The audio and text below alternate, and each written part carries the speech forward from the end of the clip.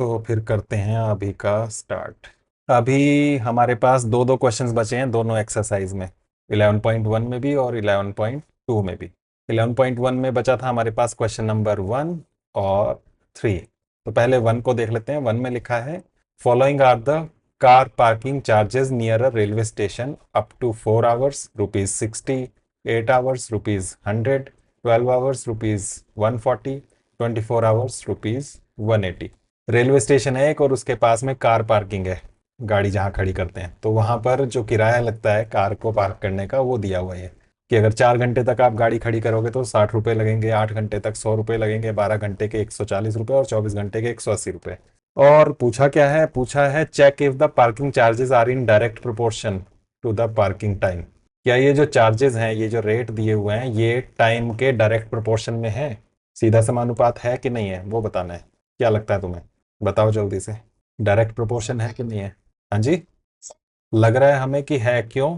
क्योंकि क्योंकि सर कम ये तो ज्यादा इससे कम ये तो कम ही पैसे लगेंगे और ज्यादा घंटे लगेंगे तो कम सर ज्यादा। मतलब टाइम बढ़ रहा है तो साथ साथ देखो यहाँ चार्जेस भी बढ़ रहे हैं, किराया भी बढ़ रहा है। तो इसलिए लग रहा है डायरेक्ट प्रोपोर्शन है, सीधा समानुपात है।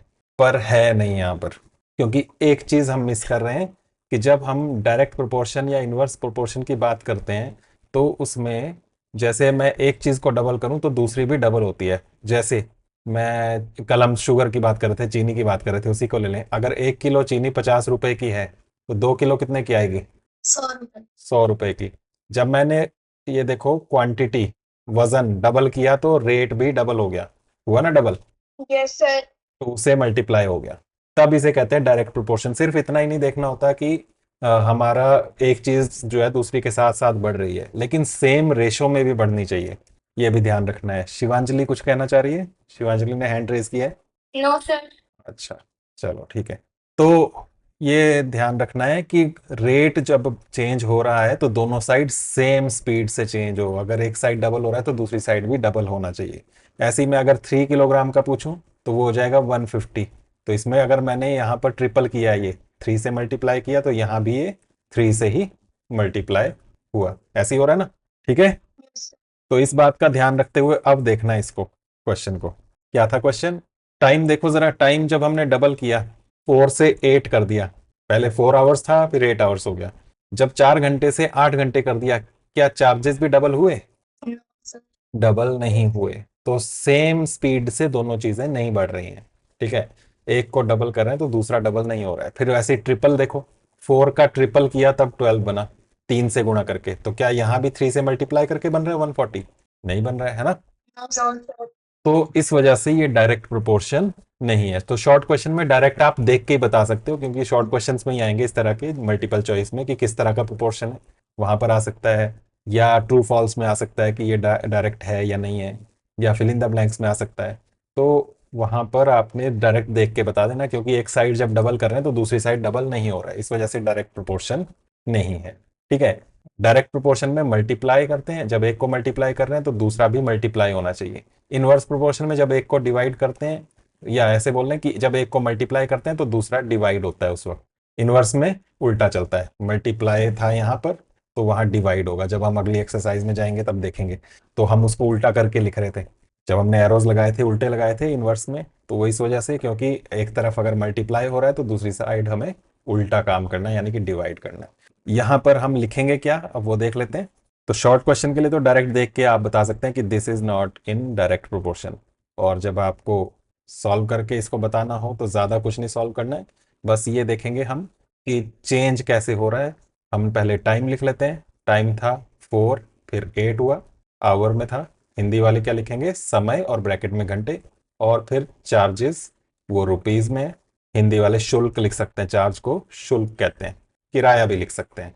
और वहां पर बोला कि 60 रुपए था, और उसके बाद कितना हो गया था, 100 रुपए। तो 4 से 8 बन रहा है 2 से मल्टीप्लाई करके, लेकिन यहां पर ये 2 से मल्टीप्लाई नहीं हो रहा है। ठीक है, समझ में आ रहा है? तो उसको यहां पर देखना तो रेशो देख सकते हैं। रेशो कैसे देखना है, 4 और 8 का रेशो देख लो। रेशो यानी कि अनुपात, 4/8 करके, या उल्टा करके देखना तो 8/4 ऐसे करके भी कर सकते हैं। तो जैसे आपको ठीक लगे, दोनों साइड रेशो सेम आना चाहिए। इधर रेशो देखें तो इधर है 60 और 100 का रेशो, तो यहाँ पर देखें तो ये आ रहा है 1/2, मतलब ऊपर एक था तो नीचे दो हो गया, डबल हो गया। लेकिन अगर यहाँ पर देखें तो ये 0 0 कैंसिल हो जाएगा, और इसको 2 से डिवाइड करें तो 2 3 ज़र 6, 2 5 ज़र 10, 3/5 आ रहा है। तो रेशो दोनों साइड सेम नहीं आ रहा है ना? समझ में आ गया? ये क्या निकाला है हमने? रेशो निकाला है, अनुपात। तो रेशो लिख लेंगे दोनों का, फर्स्ट का ये, सेकंड का ये आ गया एंड लगाकर या और लगाकर। ठीक है, ये ऊपर वाला नहीं भी लिखोगे तब भी चलेगा, ऊपर वाला ये जो लिखा है मैंने ये तो सारा बुक में लिखा हुआ है, तो आप यहीं से शुरू कर सकते हो। तो हिंदी वाले अनुपात लिखेंगे, इंग्लिश वाले रेशो। और हमने दो नंबर्स ले लिए 4 और 8, तो उनका रेशो देखा तो ये 1/2 बन रहा है, और दूसरी साइड का देखा 60 और 100, तो उसका बना 3/5। तो रेशो सेम नहीं है, because ratios are not same या इक्वल। ठीक है, हिंदी वाले लिख सकते हैं कि अनुपात बराबर नहीं है, या आप ये लाइन भी नहीं लिखनी हो तो इसको भी छोड़ सकते हो, सीधा सीधा शॉर्ट में मैथमेटिकल लैंग्वेज में लिख लेते हैं, बिकॉज 1/2 और ये 3/5 दोनों आपस में इक्वल नहीं है। Therefore therefore they are not in direct proportion. ठीक है, इसलिए ये डायरेक्ट प्रोपोर्शन में नहीं है। हिंदी वाले क्या लिखेंगे, इसलिए ये सीधे समानुपात में नहीं है। Okay, yes sir. तो इसका मतलब ये नहीं कि ये इनवर्स में है, इनवर्स में भी नहीं है, ना डायरेक्ट प्रोपोर्शन है या ना इनवर्स है, ना सीधा ना प्रतिलोम, कोई समानुपात नहीं बन रहा है। देखने से लग रहा है कि एक बढ़ रहा है दूसरा भी बढ़ रहा है, लेकिन सेम रेशो में नहीं बढ़ रहे हैं। वो रेशो निकाल कर देखा तो वो सेम नहीं आ रहा है। ओके, तो इस तरह से इसका आंसर लिखना है, यहीं से शुरू करना है आपने, यहां से अनुपात से। ओके, फिर उसके बाद क्वेश्चन नंबर 3 रहा था, इसमें कहा गया है कि in question number 2 above if one part of a red pigment requires 75 millilitre of base, how much red pigment should be mix with 1800 millilitre of base. तो जो हमने ये क्वेश्चन नंबर 2 देखा था क्लास में, कि अगर हम बेस लें 8 पार्ट्स तो उसके लिए रेड पिगमेंट 1 पार्ट लेना है कलर मिक्स करने के लिए। वाइट जो लिया है या बेस जो भी कलर लिया है उसमें अगर रेड मिक्स करना हो तो 8 में 1, फिर आगे आपने देखा था 4 के लिए यहाँ 32 बना था, 7 के लिए 56 बना था, 8 से मल्टीप्लाई कर करके ये वाला क्वेश्चन किया हुआ है। इसी से बोला है कि अगर हमें एक पार्ट मिक्स करना हो रेड पिगमेंट का तो उसके लिए बेस हमें लेना पड़ेगा, मूल मिश्रण जो है हिंदी वालों, वो लेना पड़ेगा 75 मिलीलीटर। तो 1800 मिलीलीटर, 1800 मिलीलीटर बेस के लिए कितने पार्ट्स चाहिए रेड पिगमेंट के, लाल वाले रंग के, वो पूछा हुआ है। तो इसको भी आप वैसे ही एरो लगा के करेंगे जैसे हमने पहले किया था। एक तरफ हम लिख लेंगे रेड पिगमेंट लाल रंग, और दूसरी तरफ लिख लेंगे बेस मूल मिश्रण जो था। रेड पिगमेंट जो है वो पार्ट्स में ले रहे हैं, कितने पार्ट्स, और बेस जो ले रहे हैं वो मिलीलीटर में ले रहे हैं। हिंदी में भी मिलीलीटर्स लिख लेंगे, और यहाँ पर पार्ट्स की जगह भाग लिख लेंगे ऐसे। तो बोला है एक अगर पार्ट लेते हैं रेड पिगमेंट का तो उसके लिए बेस जो लेना है वो 75 मिलीलीटर लेना पड़ेगा। ये ml दोबारा लिखने की जरूरत नहीं है, ऊपर लिखी दिया है। फिर पूछा है कि अगर 1800 मिलीलीटर हो तो कितना लेना है, तो यहाँ क्या लिखे हैं, 1 के नीचे x लिख सकते हैं और एरो लगाएंगे x की तरफ। और अब बताओ, अगर 75 मिलीलीटर है उसके लिए 1 ले रहे हैं तो 1800 के लिए ज्यादा लेना है या कम लेना है?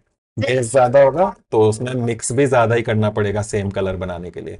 तो यहाँ पर ये डायरेक्ट प्रोपोर्शन में है, और नीचे की तरफ ये एरो लगा दिया इसलिए। अब बताओ कैसे लिखेंगे इसको, x upon 1 is equal to, equals to 1825 तो इस तरह से ये बन गया, और यहाँ से x की वैल्यू, हाँ वो 1 लिखने की जरूरत नहीं, x/1 डायरेक्ट x भी लिख सकते हो, 1 से तो कोई फर्क ही नहीं पड़ेगा ना, ना मल्टीप्लाई करके ना डिवाइड करके। बस इनको कैंसिल कर लेना, यहाँ किससे कैंसिल करना है बताओ, 5 से हो जाएगा, 15 से हो जाएगा, 75 से हो जाएगा, 25 से हो जाएगा, जिससे आपको अच्छा लगे उससे कर सकते हो, 3 से भी कर सकते हो। तो चलो 5 से कर लेते हैं, 5 1 ज़ार 5, 2 बचेगा 25, 5 5 ज़ार 25। इसी तरह से ऊपर देखें तो 5 3 ज़ार 15, 3 बचेगा 30 बनेगा, 5 6 ज़ार 30 और एक 0। फिर इसको फिर कैंसिल करो, 5 से कर लो, चाहे 3 से चाहे 15 से। मैं डायरेक्ट 15 से कर दूं, 3 से कर लेते हैं चलो। 3 5 ज़ार 15 और यहाँ 3 1 ज़ार 3, 3 2 ज़ार 6 और 0। अब 5 से कर लो, 5 1 ज़ार 5, यहाँ भी 5 से कर लो, 5 2 ज़ार 10, फिर 2 बचेगा 20, 5 4 ज़ार 20। तो आंसर आ गया 24। और 24 क्या थे ये, पार्ट्स। ऊपर हमने पार्ट्स लिखा था, तो हाँ डायरेक्ट कर लो, या पूरा ही साइड में ही 1800 जो था उसको 75 से डिवाइड कर लो। ऐसे जरूरी नहीं है ऐसे पूरा कटिंग करके दिखाना है, ऐसे भी आप कर सकते हैं, जैसे आपको अच्छा लगे। हिंदी वाले लिख लेंगे 24 भाग। ठीक है, तो बस इस तरह का क्वेश्चन था। हाँ जी। अभी कर दिया फिर कॉपी में अपनी हाँ ठीक है, तो की थोड़ी स्टेटमेंट की। हाँ कोई बात नहीं, ठीक हो, कोई बात नहीं, जैसे आपको अच्छा लगे वैसे कर सकते हैं। ओके, तो इस तरह से ये दो पार्ट्स बचे थे यहाँ पर, फर्स्ट और थर्ड क्वेश्चन ये हमने अभी कर लिए 11.1 के। अब चलते हैं हम 11.2 पर। 11.2 में देखें तो हमने क्वेश्चन 1 तो कर ही लिया है, बचे थे हमारे पास क्वेश्चन नंबर 2 और 3, यही बचे थे ना। तो यहाँ क्वेश्चन नंबर 2 में क्या कहा है वो देखते हैं। लिखा है in a television game show, television में एक गेम शो है और उसमें प्राइज मनी है 1 lakh rupees, is to be divided equally amongst the winners. Television में एक गेम शो हो रहा है और उसके प्राइज मनी टोटल जो उसमें प्राइज मिलना है वो है 1 लाख रुपीज, और वो 1 लाख रुपीज जो है वो डिवाइड करने हैं, सब में बराबर बराबर बांटने हैं। किन में? जो भी विनर्स होंगे, जो भी जीतेंगे शो को, उनमें बराबर बराबर बांटने हैं। Complete the following table and find whether the prize money given to an individual winner is directly or inversely proportional to the number of winners। तो इस टेबल को पूरा करना है। अब बताओ, अगर टीवी में गेम हो रहा है कोई और उसमें एक ही अकेला विनर होगा तो उसको पूरे के पूरे प्राइज मनी जो थी 1 लाख रुपए की वो मिल जाएगी। अगर दो विनर होते तो हर एक को कितनी कितनी मिलेगी? 50 लाख नहीं, 50,000, 50,000, क्योंकि वो जो 1 लाख थे वो दो लोगों में बट गए। तो इसको 1 लाख को हमने डिवाइड कर दिया 2 से। अगर 4 विनर्स हो तो कितने से डिवाइड होगा? 25,000 आ गया। किससे डिवाइड किया आपने? इसको 1 लाख को किससे डिवाइड किया? 1 लाख को 2 से डिवाइड किया तब तो 50,000 आया था। Yes sir. अब ये 4 विनर्स हैं तब किससे डिवाइड किया आपने? 1 लाख को। 1 लाख कितने लोगों में बांटने हैं? 1 लाख रुपए जो है कितने लोगों में बांटने हैं हमें? कोई, हाँ पहले 2 में बांटने थे, अब ये नेक्स्ट वाला पूछ रहा हूँ मैं जहाँ 4 लिखा है। 4 लोगों में बांटने हैं तो 1 लाख को किससे डिवाइड करना पड़ेगा? 2 से। सर 4 से। 4 से, तो यहाँ 4 से डिवाइड किया है। नेक्स्ट में 5 विनर्स हैं तो कितने से डिवाइड करेंगे? 5 से। फिर 8 विनर्स हैं तो किससे डिवाइड करेंगे? 8 से। तो तो देखो यहाँ तो हमारा डबल हो रहा है, 2 से मल्टीप्लाई हो गया, फिर 4 से मल्टीप्लाई हो गया, फिर 5 से। तो ऊपर वाले में मल्टीप्लाई हो रहा है और नीचे वाले में डिवाइड होता जा रहा है। ठीक है ना, कम होता जा रहा है। इसलिए तो जैसे जैसे नंबर ऑफ विनर्स बढ़ते जाएंगे तो हमें जो एक एक विनर को अमाउंट देना है वो भी कम होता जा रहा है। जितने ज्यादा जीतेंगे उतना ही कम कम प्राइज मिलेगा सबको। तो किस तरह का प्रोपोर्शन हुआ ये? सोच समझ के, सोच समझ के। एक अकेला विनर है तो उसको मिल रहे हैं 1 लाख रुपए। जब 2 विनर हो गए तो उनको मिल रहे हैं 50,000 रुपए। 4 को 25,000, 5 विनर्स होंगे तो और कम मिलेगा, 8 हो जाएंगे तो और कम हो जाएगा, क्योंकि वही अमाउंट बट रहा है। तो इस वजह से ये इनवर्स प्रोपोर्शन है। तो पहला तो यही पूछा है कि कैसा प्रोपोर्शन है, तो हम लिखेंगे इनवर्स प्रोपोर्शन है, और बाकी ये डिवाइड करके आप इसको कर सकते हैं। ठीक है, तो मैं पूरा क्लियर कर देता हूँ। तो पहला आंसर आप लिखेंगे they are in inverse proportion. Hindi वाले, ये प्रतिलोम समानुपात में हैं। ये प्रतिलोम समानुपात में है। बाकी फिर ये टेबल बनाकर इसी में पूरा कर लेना है, इसके लिए अलग से कोई सॉल्व करने की जरूरत नहीं, क्योंकि दिख ही रहा है 1 लाख रुपए हैं, 2 लोगों में बांट दिए तो 50,000 आ गए। अब 4 लोगों में बांटा तो 1 लाख को 4 से डिवाइड कर दिया, 25,000 आ गया। फिर 5 से तो आ गया 30,000, 20,000। फिर 8 लोगों में बांटा तो 12,500। 8 से भाग कर लेना, इसी को डिवाइड करना है बस 1 लाख को। और 10 लोगों में बांटा और 20 लोगों में बांटा तो इस तरह से आप इसको कंप्लीट कर लेना। ठीक है, यस। इसके बाद देखते हैं क्वेश्चन नंबर 3। यहाँ क्या लिखा है? यहाँ है Rahman is making a wheel using spokes. Rahman है वो व्हील बना रहा है, ठीक है, और स्पोक्स यूज कर रहा है, ये जो बीच में स्पोक्स तारें जो होती हैं ये। ठीक है, he wants to fix equal spokes in such a way that the angles between any pair of consecutive spokes are equal। वो स्पोक्स, ये जो तारें लगा रहा है इस तरह से लगानी है कि कोई भी दो लगातार जो स्पोक्स आ रही हैं उनके बीच एंगल जो है वो इक्वल हो। अभी कितने डिग्री का एंगल बन रहा है ये फर्स्ट व्हील में? 90 डिग्री। तो यहाँ नीचे भी 90 डिग्री होना चाहिए, यहाँ भी 90 डिग्री होना चाहिए, यहाँ भी 90 डिग्री, मतलब बराबर बराबर गैप में लगाना है ताकि एंगल इक्वल रहे। ठीक है, इक्वल एंगल्स में डिवाइड करना है इसने सबको। तो इस तरह से वो डिवाइड कर रहा है, इस तरह से वो स्पोक्स लगा रहा है। Help him by completing the following table. अब ये टेबल कंप्लीट करना है। तो ये बताओ पूरा एंगल कितना डिग्री का होता है, ये पूरा गोल चक्कर का? 360 डिग्री।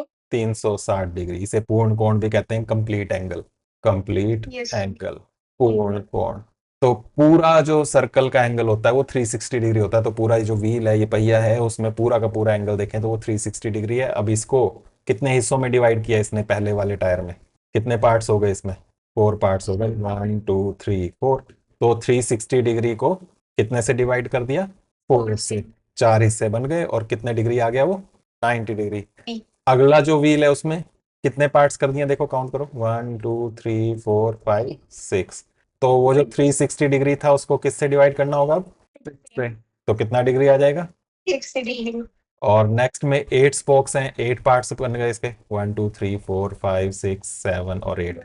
तो अब 360 डिग्री डिवाइड करना उसको 8 से, और जब 8 से डिवाइड कर लेंगे तो 45 डिग्री। तो ये रफ में आप डिवाइड कर करके देख सकते हैं। यहाँ पर जब 10 स्पोक्स होंगे तो हाँ, और 36 डिग्री। फिर नेक्स्ट के लिए हाँ, तो इस तरह से ये हो जाएगा। ओके, तो बस ये था इस तरह से क्वेश्चन। इसके लिए भी ज़्यादा कोई कैलकुलेशन नहीं है, थोड़ा सा ऊपर ऐसे लिख लेना जैसे मैंने ये लिखा है, हर कॉलम के ऊपर ये लिख लेना कि किसको किससे डिवाइड कर रहे हैं, ठीक है। बाकी नीचे डायरेक्ट आंसर लिख लेना फिर आप। तो इस तरह से ये हो जाएगा। हाँ जी। नहीं नहीं नहीं, डायग्राम की ज़रूरत नहीं, बस ये टेबल बनाना और टेबल के ऊपर एक बॉक्स और बना लेना ना ऐसे, कि क्या कैलकुलेशन कर रहे हैं वो पता लग जाए हमें, ठीक है। तो ये वाला बॉक्स बना लेना ऐसे, बस।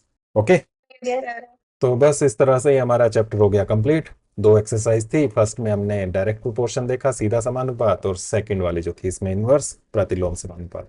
ओके, और बन रहा है कोई क्वेश्चन इसमें, सारे हो गए, लास्ट वाला हो गया सबका, यस या नो तो बोलो, लास्ट वाला हो गया सबका। बिल्कुल सिंपल था वो भी। उसमें क्लास में अगर 8 पीरियड हो एक दिन में तो 45 मिनट्स का बन रहा है पीरियड, और 9 पीरियड हो तो कितने मिनट्स के बनेंगे ये पूछा था। हाँ जी, भी 3 पार्ट्स हैं। आगे 3 पार्ट्स और हैं, अच्छा। यस। चलो इनको भी देख लेते हैं। फर्स्ट पार्ट लिखा है, are the number of spokes and the angles found between the pairs of consecutive spokes in inverse proportion. क्या इनवर्स प्रोपोर्शन में है, प्रतिलोम समानुपात में है, बताओ। प्रतिलोम समानुपात है कि नहीं है, इनवर्स। देखो ये बढ़ते जा रहे हैं, स्पोक्स बढ़ती जा रही हैं, और एंगल उसी उसी रेशो में कम होता जा रहा है। तो इसलिए ये इनवर्स प्रोपोर्शन है। तो आप लिखेंगे यस, यस लिख देंगे, बस बात Yes. खत्म, हिंदी वाले लिख देंगे हाँ। सेकेंड पार्ट है, calculate the angle between a pair of consecutive spokes on a wheel with 15 spokes. जैसे ऊपर ये था, इसमें स्पोक्स थी 4 6 8 10 12, अगर 15 होती ये तारें तब क्या एंगल होता, ये पूछा हुआ है। तो कैसे करोगे, 4 डिग्री। कैसे किया, सर्कल जो है वो पूरे 360 डिग्री का होता है। इसमें कुछ है 15 स्पोक्स हैं, उसके बीच जो है वो कितना एंगल है, 15 को जब 360 से डिवाइड कर दिया। उल्टा बोल दिया, उल्टा बोल दिया। 15 को डिवाइड नहीं किया, 15 से 360 को डिवाइड किया। तो आंसर आप इस तरह से लिखेंगे, 360 डिग्री अपॉन 15, बाकी डिवाइड कर लो चाहे कैंसिल कर लो, और आंसर आ जाएगा 24 डिग्री। कर लेंगे ना सभी, बाकी लोग भी बोलते रहा करो साथ में। तो इस तरह से हमारा हुआ ये सेकंड पार्ट। थर्ड पार्ट है, how many spokes would be needed if the angle between a pair of consecutive spokes is 40 degree. अगर एंगल 40 डिग्री हो तो कितनी स्पोक्स चाहिए, कितनी तारें लगेंगी बीच में 40 डिग्री एंगल बनाने के लिए। तो यहीं देख लो, 90 डिग्री एंगल बनाने के लिए कितनी स्पोक्स चाहिए थी, कैसे निकला ये, टोटल एंगल कितना डिग्री था। हाँ, अब एंगल कितना बनाना है हर 2 स्पोक्स के बीच में, 90, डिवाइड कर लो 90 से पूरे 360 को, 90 90 करके 360 पूरा कर दें, 9 4 जा 36, तो 4 आ गया। मतलब जो एंगल है उससे 360 को डिवाइड कर दें तो हमें पता लग जाएगा कितनी स्पोक्स हैं। वही यहाँ पर करना है, कितना एंगल दिया है 40 डिग्री और टोटल 360 डिग्री। 360 को 40 डिग्री से डिवाइड कर दो, डिग्री डिग्री खत्म, 0 0 कैंसिल, 4 से 4 9, तो कितनी स्पोक्स चाहिए, 9 स्पोक्स। तो ये आंसर हो जाएगा। हिंदी में देख लेना क्या लिखा है, स्पोक्स लिखा है या तारें लिखा है, जो भी लिखा होगा वो लिख लेना आपने यहाँ पर, ठीक है। तो बस इस तरह से टोटल एंगल जितना था उसको डिवाइड किया हमने 40 डिग्री जो एंगल दिया था उससे, उससे हमारे पास आ गए। तो यहाँ पर ये कंप्लीट हो गया चैप्टर। जो भी इसमें डाउट होंगे, वीडियोस दोनों जो भेजी हैं आपको, कल वाली परसों वाली और आज की हो जाएगी, इनको देख के अच्छे से क्लियर करके पूरा कर लेना। फिर हम नेक्स्ट चैप्टर करेंगे कल से। बस उस चैप्टर को करना है हमने 2 4 दिन में कंप्लीट, और बस उसके बाद हमने क्लासेस ये क्लोज कर देंगे। Okay, yes sir. Yes sir. तो बस आज के लिए इतना ही, कल करते हैं फिर बाकी। फैक्टराइजेशन